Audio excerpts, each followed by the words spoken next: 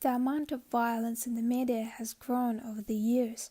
Violence is portrayed every day through television, video games, movies, music, toys, and other media. Cultivation theory. Cultivation theory has been more specifically developed to examine effects of exposure to media violence. A central assumption of cultivation theory is that the number of different messages produced by the media is a fairly small, consistent set.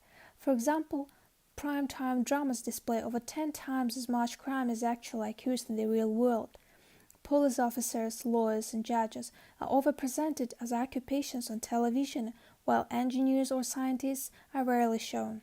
When these messages are presented consistently over a long period of time, viewers can come to believe the messages they see in the media reflect the real world. Research has shown that exposure to heavy amounts of television can lead people to overestimate amounts of crime and victimization and conclude the world is a violent place. These distortions of reality can have a variety of effects on the viewer. Potentially, overestimations of the amount of violence in the real world could lead to feelings of fear, anxiety, and suspicion.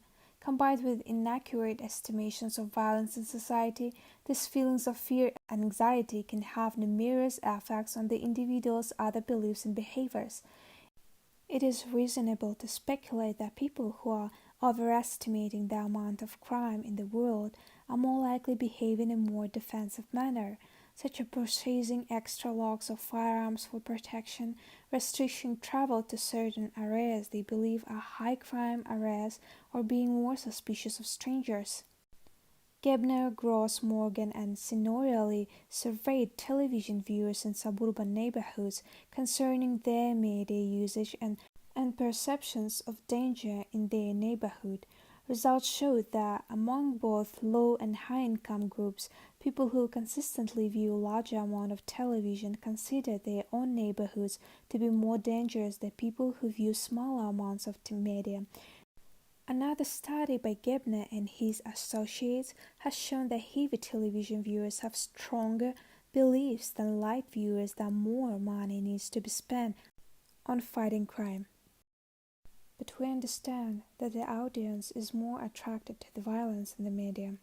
A bad example of local TV crime coverage by NBC is now with Katie Couric and Tom Bracco. According to the rapper, WSVN distorts the truth about the homicide rate in Miami and practices body bag journalism in order to titillate viewers. Its anchorman, Rich Sanchez, is notorious for his head-shaking delivery and horrified facial expressions, when in fact the homicide rate dropped significantly by 200 homicides from 1981 to 1993. And WSVN bemoans the rise of slings in Miami and sprinkles the adjectives gruesome and bizarre liberally throughout every telecast, apparently to hype their stories and make them sound more urgent and important.